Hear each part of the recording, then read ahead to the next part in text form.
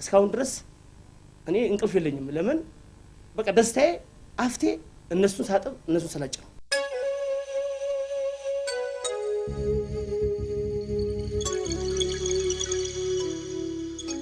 ደስ የሚለኝ ደግሞ የኢትዮጵያ ሕዝብ ምግብ ባይደፋ ገንዳ ብትሄድ ምግብ ነው የምታገኘው። መንገድ ላይ ብትሄድ እንጀራ ተለፍቶ ነው የምታገኘው። እነዛ የማይለምኑ ሰዎች አሉ። በመኪና ሲያልፍ አጠገቡ ላይ አስቀምጦ ብድግ አድርጎ እንካ ብላልኝ ቢለው ትልቅ ደስታ ነው። ትልቅ ደስታ ነው። ለራሱም በቃ በጣም ደስታ ነው እንጂ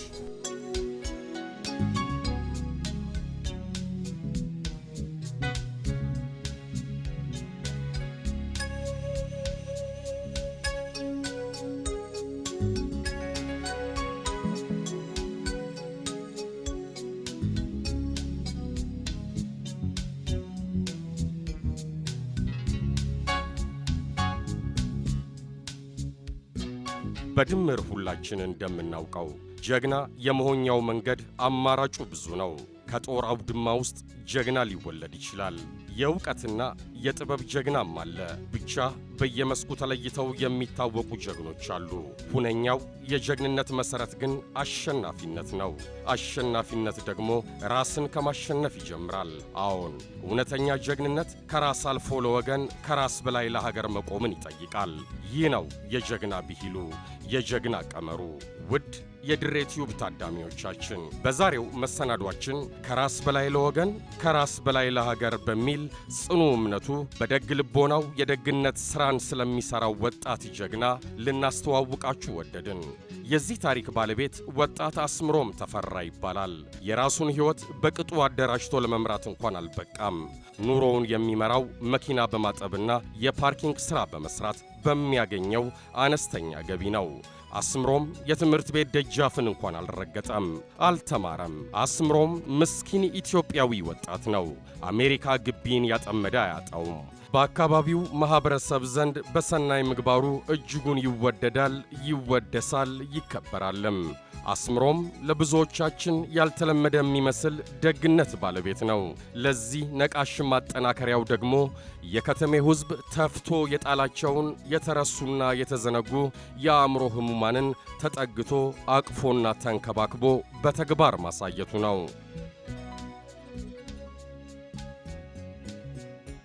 የድሬ ቲዩብ ታዳሚዎቻችን ድሬ ቲዩብ ሚዲያ ይህን ከራስ በላይ ለወገን የሚል እምነት ያለውን የደግ ልብ ባለቤት ወጣት አስምሮም ተፈራን አነጋግሮታልና ትከታተሉት ዘንድ በአክብሮት እንጠይቃለን።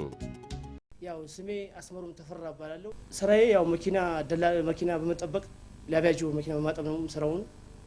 ስራዬ እሱ ነው። የኔ እርዳትነት የአእምሮ ህመምተኞች ናቸው።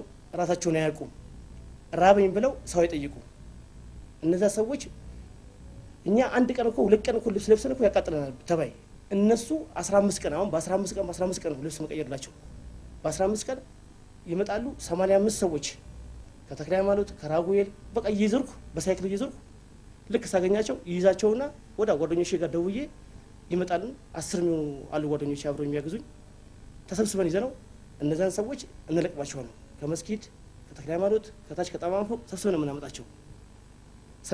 እንላጫቸዋለን፣ ልብስ እናለብሳቸዋለን፣ እናበላቸዋለን።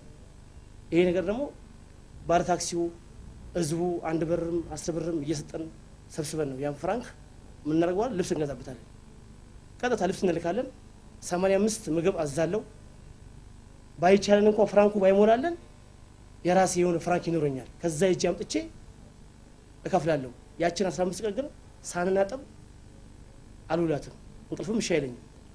85 ሰዎች ናቸው ያው የማጥባቸው ምንም ናቸው። እነሱም ምንም ነገር አያውቁም። በቃ አይናገሩም፣ ምንም አይሉ። ያው ሲበላና ሲጠጣ ብቻ ነው የሚናገሩ። ያ ሰው ከልጅነቴ ያው በእነዚህ አይነት ባህሪ ሰው ስለሳደገኝ እኔም ደግሞ ያ ነገር እንዲለየኝ አልፈልኩም። አሁን ገፋቢል 5 ዓመት ያልፈዋል ይሄ ነገር። ያው አሁን በጣም እየተራዘመ ነው። እንደውም ሰዎች በረከቱብኝ እና ለምሳሌ ያው አንድ ለማኝ ለምኑ ይበላል። እነዚህ ሰዎች ሰውን አይጠይቁም፣ አይጠጉም። ሳያቸው የሚጠጋቸው የለም። እኔ ስጠጋቸው ምንም ነገር አይሉኝም። ሌላው ስጠጋቸው ይሮጣሉ። እንዴት እነዚህ ሰዎች ናቸው ፈርተን ለምንድን ነው የምሸሸው የማለት ባህሪ ይዞኝ ተጠገዋቸው እንካ በላ እንካ ጠጣ በምልበት ሰዓት እኔን እሺ ይሉኛል። ሌሎችም ሰዎች ሲሮጡ አትሩጡ ሰዎች ናቸው እነዚህ ነው ማጠብ መላጨት ማብላት እነዚህ ነው ብዬ በእነዚህ አይነት በቃ ያስኳቸው ይኸው እስካሁን ድረስ እኔ እንቅልፍ የለኝም ለምን በቃ ደስታዬ አፍቴ እነሱን ሳጥብ እነሱን ሰላጭ ነው ለኔ ደስታዬ ደጋፊ እስካሁን ድረስ ደጋፊ ካሁን በኋላ ደጋፊ ይኖረኛል ብዬ አስባለሁ እንጂ ደጋፊ የለኝም ነበር ባለ ታክሲ የቤት መኪናዎች ሲያልፉ አስፋልት ላይ 1 ብር 10 ብር ብለን ለምነን እናለብሳቸዋለን እንጂ ደጋፊ ያው ሙሉ ስፖንሰር ደጋፊ እስካሁን ድረስ አላገኘሁም እኔ እስከ መጨረሻ ድረስ ምንም ነገር አላገኘ እንጂ ምንም ነገር ቦታ አላገኘ እንጂ ማጣቢያ ቦታ ብቻ ትንሽ ከሰጡኝ መቼም አልተውም አሁንም አልተውም ሞት ልኬን አልተውም እግዚአብሔር የተራበውን አብላ የተጠማውን አጠጣ ነው የሚለው ስለዚህ ይሄን ስራዬን አልተውም አስመሮም ብሎ የሚያናገረኝ ሰው የለም እኔ ያቺን እሑድ ስደርስ እሑድ እስከምድረስ ይጨንቀኛል ግፋቢል ሱሪ አሁን 30 ሱሪ ይገዛል 20 ሱሪ በቃ እንዴ ፍራንክ እየሰጧቸው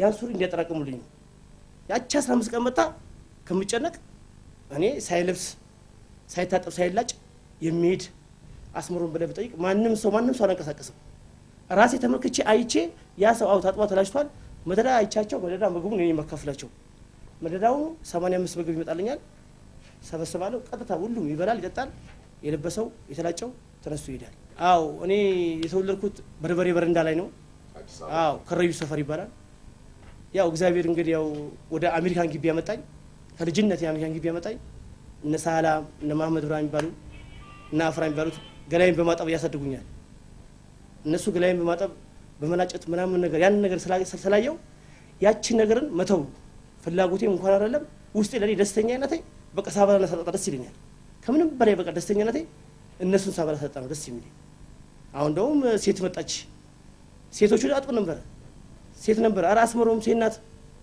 ሴት ብትሆን አንድ ሴትን በተባየ ተቃጠለች ዝም አላትም እሊናዬ እንደ እናቴ ያያታል ወጣት ኮለች እንደ እህቴ አይቻት ነው ማጥባት የሰው ልጅ መቼም ጭንቅላቱ ይለያያል ግን እኔ ደግሞ በቃ ደስታዬን እነሱ ሳጥብ ነው ሙልጭ አድርጌ እነሱ አጥቤ ስላጫቸው ለኔ ደስታዬ አዎ በጣም ብዙ ሰዎች ተለውጠዋል እዛው እኛም ጋር የሚሰሩት ወደ 10 የሚሆኑ ሰዎች አሉ ግማሹ ያው ጀብሎ ይሸጣል ግማሹ መስጊድ ኮፊያ የሚሸጥ ልጅ አለ በጣም ብዙ ሰዎች አሉ የተቀየሩ ከነዚህ አይነት ባህሪ በቃ ቀን በቀን ከምታጠባቸው ተነሳ ይመለሳሉ ስቀርባቸው እኮ ነው ስቀርባቸው ታወራቸው ነው የራሳችን ጎረቤት እኮ ናቸው የራሳችን ኢትዮጵያዊ ናቸው አዎ እኔ አሁን ህጋዊ እንደዚህ ህጋዊውን ወይ እንደዚህ ነገር አውጣ በባል አጠገቤ ሰው ያስፈልገኛል እኔ ብቻዬን ነኝ አሁን ወጣት እንደውም እየተባበረኝ ነው ውዱድ እየተባበረኝ ነው ብቻዬን እስካሁን ድረስ አልደክምም ለምን እግዚአብሔር ኃይል ሰጥቶኛል ከእግዚአብሔር ጋር እኮ ነው ይሄ ነገር የሚሰራው እንጂ ብቻ ሆነ የምንሰራው ስራ አይደለም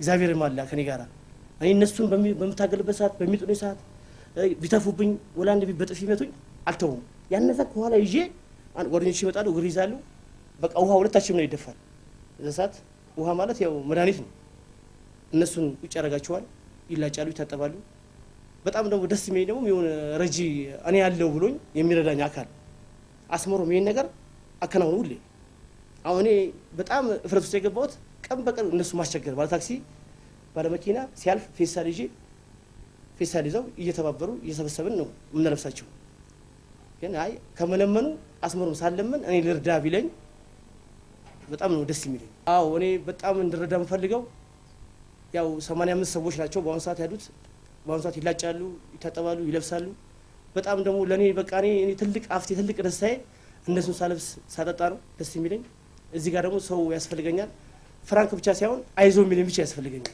አይዞ አስመሮም አለው ምን ላግዝ የሚለኝ ይፈልጋለሁ ማንም ሰው ራቅ ይለኛል ከኔ ጋር የሚሰሩ ሰዎች ብቻ ነው ያሉት ከኔ ጋር የሚያጥቡት ናቸው በቃ በሳምንት እነሱንም አመጣለሁ እነሱን ሄጄ አምጥቻቸው በሉ ያዙ ስላቸው እስከዛ ድረስ እንግዲህ የነበሩ ልጆች የሉ አመት ይሰራና አረ ተመትቼ መታኝ እኮ ያኛው እንትን ብሎ ጥለው ይሄዳሉ እየተሰላችሁ ይሄዳሉ ቢሰላችሁ እኔ ግን ያው እግዚአብሔር ደግሞ ኃይል ሰጥቶኛል እነሱን የምረዳበት ኃይል ሰጥቶኛል ከእግዚአብሔር ጋራ ሰው በጣም ያስፈልገኛል እንግዲህ ትብብር እንግዲህ ከተቻለ በጉልበትም በፍራንክም ወይ በልብስም ቢረዱኝ በጣም ደስ ይለኛል ቅዱስ ሚካኤል እኮ ልፋ ያዝ አብላ ጠጣ ያራሱ ደስታ ነው ማንም ያገኘው ትልቅ ባለሀብታውን ይሄን ነገር ላርግ ብሎ ቢነሳ እሺ ላይ ይችላል እኔ ደግሞ እግዚአብሔር ደግሞ ትልቅ አፍተ ይሄ ነው እነሱን አብላ አጠጣ ተባያቸውን አራግፍ።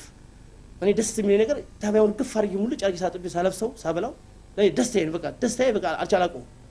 የዛችን ቀን እነሱ ያርጊ የሚለይበት ቀን ለኔ ትልቅ ደስታዬ ነው። እኔ መናገር በጣም የምፈልገው ምግብ የሚደፋ ሰው በጣም አሁን ገንዳ ብትሄድ ምግብ ነው የምታገኘው። ምግብ ገንዳ ውስጥ ብትሄድ ምግብ ታገኛለህ። እነዛ የሚያማቸው ሰዎች ሩጠው ገንዳ የሚሄዱት ለምንድን ነው? ተርበው እኮ ነው። ምግብ መደፋት የሌለበት ነገር ምግብ ይደፋል። ምግብ ደግሞ ምንድነው? ምግብ እኮ ለዛች ምግብ ብለን እኮ ነው የምንዞረው። ለዛች ምግብ ብለን እኮ ነው የምንሰቃየው። ማንም ሰው ብቻውን መኖር እኮ ይችላል እኮ፣ ግን ከኋላዬ ብለህ የምታስበው ነገር እኮ አለ እኮ። እኔ ከጠገብኩ ጠዋት እራት ከመጣችልኝ እራቴን ከበላው ጠዋት ወደ ስራ ስወጣ ያ ያስተረፍኩትን ፍርፍሪልኝ በፌስታል አድርጊልኝ ብዬ ስወጣ ለአንድ ለወደቀ ወንድሜ ብሰጠው ባበላው በጣም ደስተኛ ነኝ። ግን ደስ የሚለኝ ደግሞ የኢትዮጵያ ሕዝብ ምግብ ባይደፋ፣ ገንዳ ብትሄድ ምግብ ነው የምታገኘው። መንገድ ላይ ብትሄድ እንጀራ ተለፍቶ ነው የምታገኘው። ለለመነው እኮ ብቻ ነው የሚሰጠው። የለመነው እኮ ሰብስቦ ከፈለገ ጥግ ላይ አስቀምጦ ሄዳል፣ ፍራንክ መስላለው። እነዛ የማይለምኑ ሰዎች አሉ። በመኪና ሲያልፍ አጠገቡ ላይ አስቀምጦ ብድግ አድርጎ እንካ ብላልኝ ቢለው ትልቅ ደስታ ነው፣ ትልቅ ደስታ ነው። ለራሱን በቃ በጣም ደስታ ነው እንጂ ሰራተኞች አብዛኛው ጊዜ ሰራተኞች ገንዳ ውስጥ ቋሻዎች ነው ምግብ የሚከቱት። ምግብ ደግሞ መደፋት የሌለበት ነገር። ምግብን ያጣ ስንት አለ፣ ርቦት ስንት መንገድ ላይ ይወድቃል፣ ስንት ወንድሞቻችን እና ምግብ ባደፉ በጣም ደስ ይለኛል። እንተባበር።